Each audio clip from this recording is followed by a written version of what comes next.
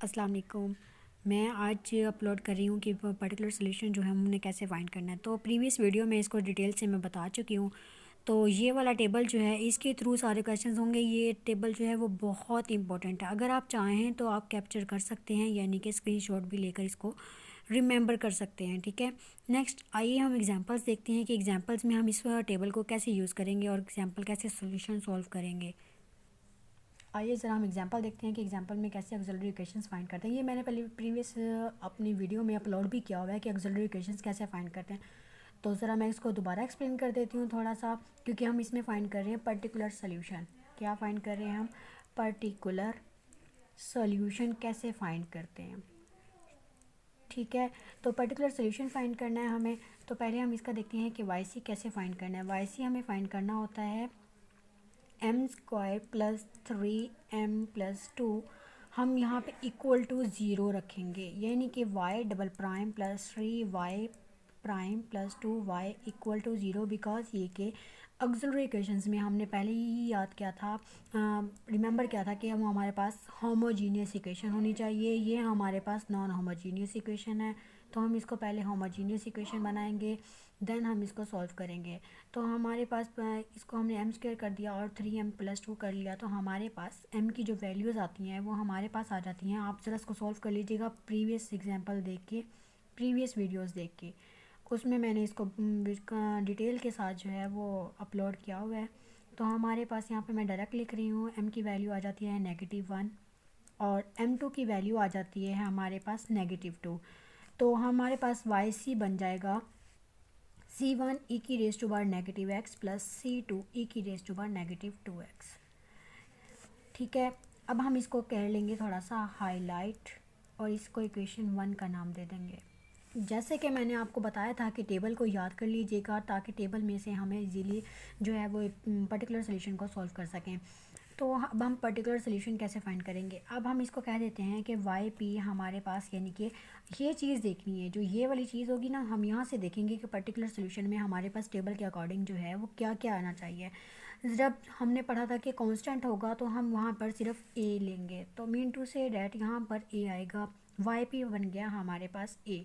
अब हमने यहाँ पर देखना है कि डबल डेरिवेटिव दिया हुआ है, तो हमने सेकंड डेरिवेटिव तक लेना है, यानी कि वाई पी का डेरिवेटिव क्या आ जाएगा, ए का तो वैसे ही डेरिवेटिव हमारे पास जो है वो ज़ीरो आ जाता होता है, और तो फिर जब कांस्टेंट का डेरिवेटिव लेते हैं तो वो तो ज़ीरो आ जाता है। तो अब वाई पी डबल प्राइम भी हमारे पास क्या आ जाएगा, ज़ीरो आ जाएगा।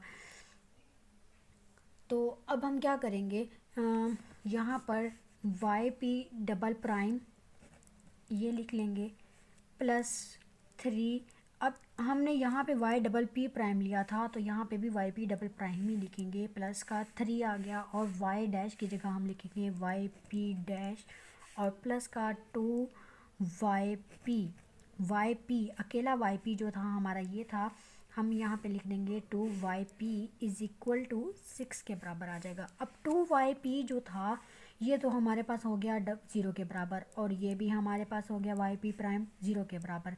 तो प्लस 2yp की वैल्यू हमारे पास थी a, जो कि इक्वल टू है 6 के बराबर, यानी कि 2a इज़ इक्वल टू आ गया 6a इज़ इक्वल टू आ गया। जब हम 2 को इधर जाके डिवाइड करेंगे ऑन बोथ साइड्स पर, तो यहाँ से तो ये चीज़ हो गई कैंसिल, हमारे पास बन गया a इज़ इक्वल टू 3, यानी कि a की वैल्यू आ गई हमारे पास 3। तो हमने क्या करना है, जब हम पर्टिकुलर सोल्यूशन फाइंड करते हैं तो उसके लिए ये फार्मूला होता है y is equal to Y P plus Y C, या हम यूँ भी लिख सकते हैं y is equal to Y C plus Y P. Because ये कि एडिशन है, एडिशन में आगे पीछे हो जाए तो कोई फ़र्क नहीं पड़ता। तो हम वैल्यूज़ को पुट कर देंगे। वाई सी की वैल्यू थी हमारे पास c1 e की रेज़ टू पावर -x,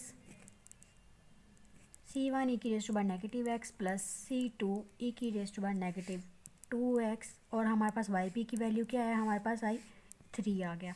ये हमारे पास आ गया पर्टिकुलर सोल्यूशन फाइंड करने का तरीका नॉन होमोजीनियस लीनियर इक्वेशंस में से सेकंड ऑर्डर का। ये हमारे पास इसका आंसर बन गया। अब यहाँ पे देखिए, मतलब मैंने एक और क्वेश्चन लिया है वाई डबल प्राइम माइनस का 10y prime plus 25y is equal to negative 5x plus का 12। तो हमने क्या करना है, उसी तरह हम इसको लेट कर लेंगे कि वाई डबल प्राइम माइनस का 10y प्राइम प्लस का 25y इक्वल टू 0 के बराबर, यानी कि होमोजीनियस इक्वेशन बना ली हम लोगों ने। उसी तरह हम सॉल्व कर लेंगे वाई सी की वैल्यू। देन मैं बताना चाह रही हूँ कि वाई पी, क्योंकि ऑक्सिलरी इक्वेशन तो मैं पहले ही बता चुकी हूँ, डिफाइन भी कर चुकी हूँ। तो पर्टिकुलर सोल्यूशन में हम अभी देखें नेगेटिव 5x प्लस 12 दिया हुआ है। तो अब इस चीज़ को ही मैंने कहा था कि देखकर हम क्या करेंगे, वाई पी फाइंड कर लेंगे।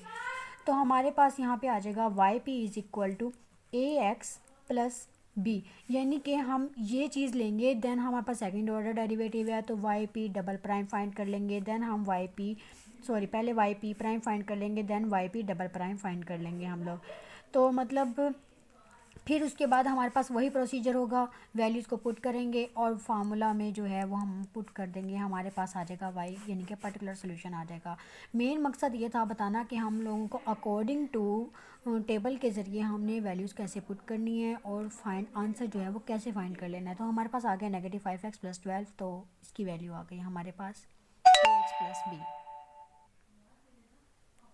अब ये देखें, मैंने एक और एग्जांपल ले ली है, जो कि मेरे पास क्या है कि अगर मेरे पास जो है मैंने ऑक्सिलरी इक्वेशन फाइंड करनी है पहले, तो ठीक है, मैं यहाँ पे कह रही हूँ कि y double prime plus 2y prime equal to आ गया 0 के बराबर। यहाँ पे मैं कहूँगी एम स्क्वायर प्लस का 2m इक्वल टू 0। मैं यहाँ से m कॉमन ले लेती हूँ, m plus 2 equal to 0। m या तो इक्वल टू 0 के बराबर है और एक m is equal to negative 2 के बराबर है, यानी कि मेरे पास वाई सी बन जाएगा c1 e की रेज टू बार 0x प्लस c2 e की रेज टू बार नेगेटिव 2x। अब यहाँ पे वाई सी मेरे पास आ गया c1 प्लस c2 e की रेज टू बार नेगेटिव 2x। ठीक है, अब मेरे पास आया, मैंने इसकी वाई पी कैसे फाइंड करनी है। वाई पी फाइंड करने का एक तरीका ये है, अगर हमारे पास या तो हम इसका पार्टीशनिंग कर लें या इस दोनों को इकट्ठा कह दें और इसको अलग कह दें, तो कोई फ़र्क नहीं पड़ेगा, आंसर सेम आएगा। आप बेशक इसको बाय पार्ट्स भी करके देख लीजिए, या अगर आप इकट्ठा करना चाहते हैं तो बाय इकट्ठा भी करके देख लीजिए।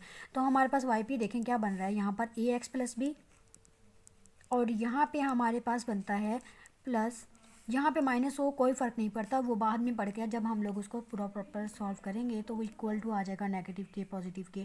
यहाँ पे पॉजिटिव ही रखेंगे अब फ़िलहाल। तो यहाँ पे इसके साथ हम क्या करेंगे, कांस्टेंट लेंगे। अब हम ए भी ले चुके हैं, बी भी ले चुके हैं, तो हम यहाँ पे रखेंगे सी ई की रेज़ टू बार नेगेटिव 2x, यानी कि हमारे पास ये चीज़ बन गई।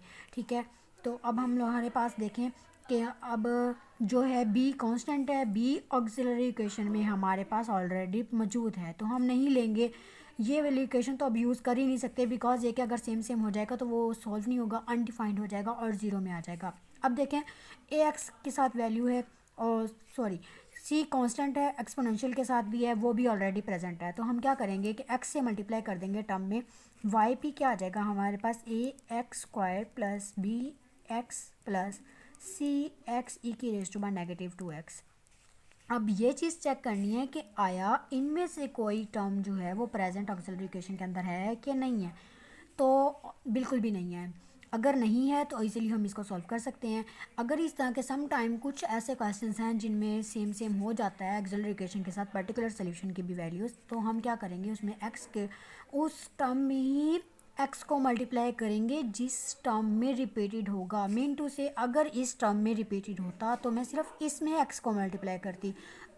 अब ये होल टर्म में जो है वो रिपीटेशन आ रही है, तो मैंने होल टर्म में एक्स को मल्टीप्लाई किया। अगर मेरे पास इसके अंदर रिपीटेशन आ रही होती, इसके साथ रिपीटेशन आ रही होती, तो एक्स इसमें मैं मल्टीप्लाई करती। होप सो आपको समझ आ रही होगी मेरी वीडियोस का। तो अब हमने क्या करना है कि उसी तरह हम वाई पी प्राइम ले लेना है, फिर वाई पी डबल प्राइम ले लेना है। ठीक है, फिर उसके बाद यहाँ पे सेकंड ऑर्डर तक था तो सेकंड ऑर्डर तक लेना है, अगर यहाँ पे थर्ड ऑर्डर भी होता तो हम फिर वाई पी ट्रिपल प्राइम भी लेते। ठीक है, तो फिर उसके बाद हम उसी तरह वैल्यू, इन जो वैल्यूज़ का आंसर आएगा वो इसमें पुट कर देना है, और फिर हमारे पास वाई सी प्लस वाई पी कर देना है, और हमारे पास पर्टिकुलर सोल्यूशन फाइंड करने का तरीका आ गया। अगर आपको में कोई भी क्वेश्चन में मुश्किल आ रही हो तो आप मुझे कमेंट में क्वेश्चन सेंड कर दें, मैं आपको इंशाल्लाह ताला उसका रिप्लाई भी लाजमी दूंगी। ठीक है, शुक्रिया।